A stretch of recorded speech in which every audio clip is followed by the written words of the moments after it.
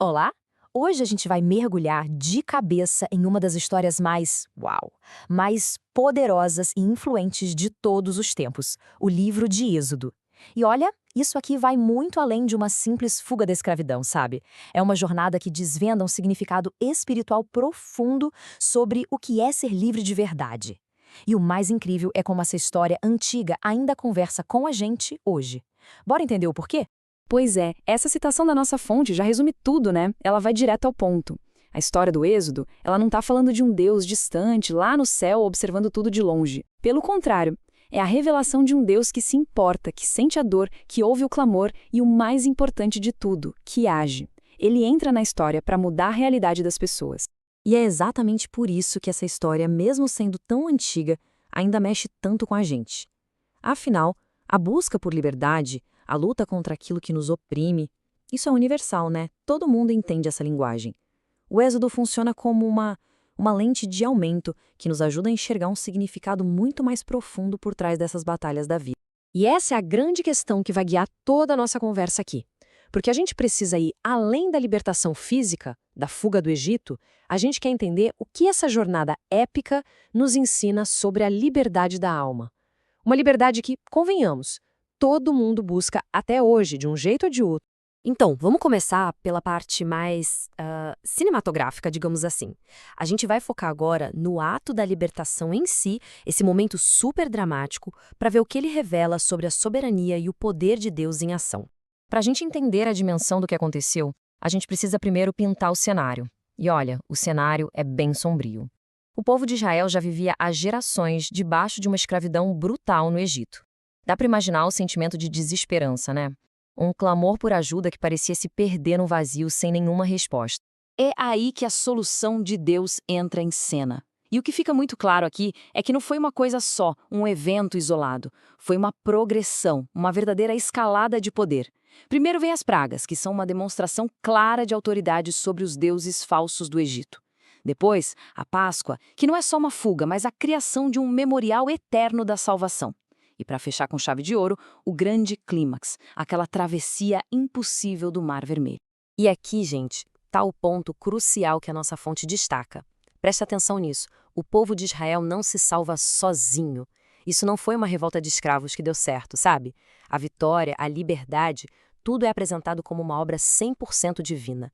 E é essa a base de tudo, a confiança de que Deus tem poder sobre qualquer desafio, por maior que ele pareça. E a Páscoa, especificamente, é um momento fundamental. Para a teologia cristã, ela é muito mais do que só uma lembrança de um evento histórico. Ela é vista como um sinal, uma seta apontando lá para frente, para uma redenção ainda maior. Ela conecta diretamente o Cordeiro da Páscoa com o sacrifício de Cristo visto como o ato definitivo de salvação do mundo. Beleza. O povo está livre. Missão cumprida. Certo? Não exatamente. E agora? Porque a gente sabe que liberdade sem nenhuma estrutura pode virar um caos. Então, vamos para a próxima parte da nossa análise para ver como Deus oferece uma base, um alicerce para essa nação que acabou de nascer.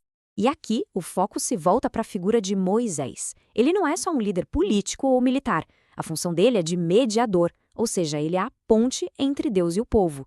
E a fonte ressalta uma conexão teológica super importante aqui. Esse papel de Moisés como intercessor é visto como uma espécie de trailer, uma sombra do que a fé cristã entende que foi cumprido de forma plena e perfeita em Cristo, o mediador definitivo entre Deus e a humanidade. Olha, quando a gente ouve a palavra lei, o que vem à mente? Geralmente algo que limita, que restringe a liberdade, né? Mas a perspectiva que o Êxodo apresenta é radicalmente diferente. Os 10 mandamentos não são mostrados como um peso, um fardo. Pelo contrário, são como um presente, um guia que reflete o caráter do próprio Deus, feito para que a comunidade pudesse florescer, tanto no relacionamento com ele, quanto uns com os outros. Então, qual era o propósito da lei? Basicamente, ela tinha algumas funções. Primeiro, era como um espelho, para revelar o caráter santo de Deus. Segundo, era tipo um mapa, para guiar a vida do povo de acordo com a vontade dele. Ela também estabelecia os padrões morais para a comunidade e, no fim das contas, chamava o povo a viver de um jeito tão diferente, tão santo, que servisse de testemunha para as outras nações. E isso nos deixa com uma reflexão bem importante, né? Será que a liberdade de verdade é simplesmente a ausência total de regras? Ou será que ela é encontrada justamente dentro de uma estrutura que promove o bem, a justiça, o amor? É uma tensão, uma pergunta que o Êxodo nos convida a pensar a respeito. Bom, então já temos a libertação e já temos a lei, a estrutura. O próximo passo dessa jornada é talvez o mais íntimo de todos, a decisão de Deus de literalmente morar no meio do seu povo. E como isso acontecia? Através do tabernáculo. E olha, o tabernáculo era muito, mas muito mais do que uma tenda chique.